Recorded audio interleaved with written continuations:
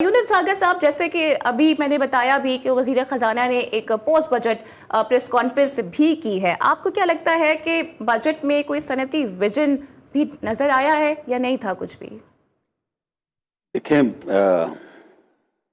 جیسے کہ ہم دیکھتے ہیں IMF کے بجٹس ہوتے ہیں، اس میں بہت کم گنجائش ہوتی ہے کسی بھی حکومت کے پاس کام کرنے کی، اور یہ آپ کو پتہ ہی ہے، اسے یہ بجٹ ڈیلے بھی ہوا، اس دوران نیگوسیشنز بھی ہوتی رہی IMF کے ساتھ، اور اس کی نوک پلک ٹھیک کی تھی.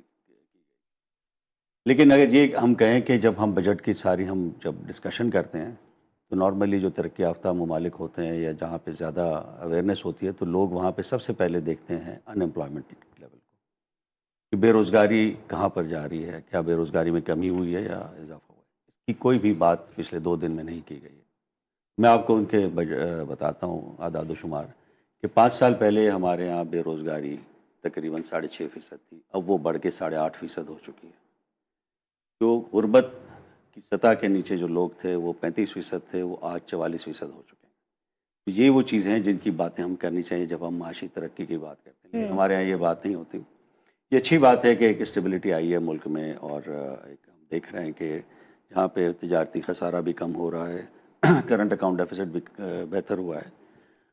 لیکن اس کا عوام کو کیا فائدہ پہنچ رہا ہے، کیا گروتھ ہو رہی ہے، کیا روزگار مل رہا ہے لوگوں کو، تو اس میں ہم یہ ضرور دیکھ رہے ہیں کہ بے روزگاری میں اضافہ ہوا ہے. تو اگر ہم عوام کی طرف سے دیکھیں تو یہ اس لحاظ سے اس بجٹ کے تقریر میں ہمیں یہ نہیں بتایا گیا کہ پچھلے جو بجٹ تھے ان کا کیا فائدہ ہے یا کیا عوام کو اس کا بینیفٹ ملا ہے. لیکن اس بجٹ کے اندر کچھ چیزیں ایسی ہیں کہ جس کی ہمیشہ جس کو سراہنا چاہیے. ایک، انہوں نے تنخواہ دار طبقے کے اوپر ٹیکس کم کیا. دوسرا، ریئل اسٹیٹ کے اوپر جو ٹرانزیکشن ٹیکس جس کی وزیر خزانہ بات کر رہے تھے وہ کم کیا گیا. اور اس کے علاوہ جو فاٹا اور پاٹا میں جو ایک ٹیکس ایویژن کا ایک راستہ بن گیا تھا اس کو کم کیا گیا، ادھر سیلز ٹیکس لگایا گیا.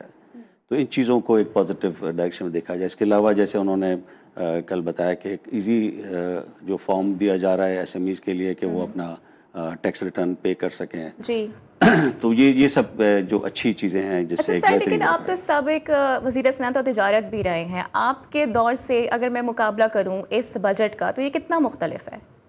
دیکھیں، مختلف بالکل بھی نہیں ہے، کیونکہ ہمارے تمام بجٹ کے اندر گنجائش اتنی کم ہوتی ہے کہ اب پچھلے کئی سالوں سے ہم نے دیکھا ہے کہ جو ہماری سود کی ادائیگی ہے وہ ہمارا زیادہ تر بجٹ لے آتی ہے، اور اس کے بعد حکومت کے پاس بہت کم پیسہ رہ جاتا ہے کہ جس سے وہ کچھ عوام کی فلاح کے لیے کام کر سکیں یا ریلیف دے سکیں یا سبسڈیز دے سکیں.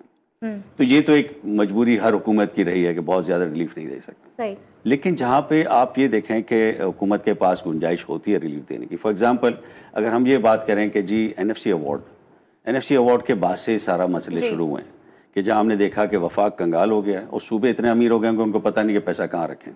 ہم نے دیکھا ہے کہ کس حد تک کہ وہاں پہ مس اپروپریشن کی بھی شکایتیں ملتی رہی چاہے کسی بھی صوبے میں ہو.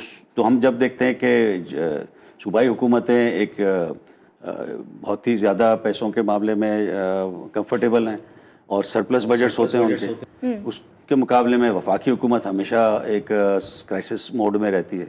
تو ہمیں یہ سارا معاملات شروع ہوئے تھے 7th NFC ایوارڈ سے. ہمیں 7th NFC ایوارڈ کو دیکھنے کی ضرورت ہے کہ وفاق کو ایک ریزنیبل روم ملے کام کرنے کا، اور جو ایک ہر وقت کرائسس سچویشن ملک پہ رہتی ہے اس سے ہم نکل سکیں.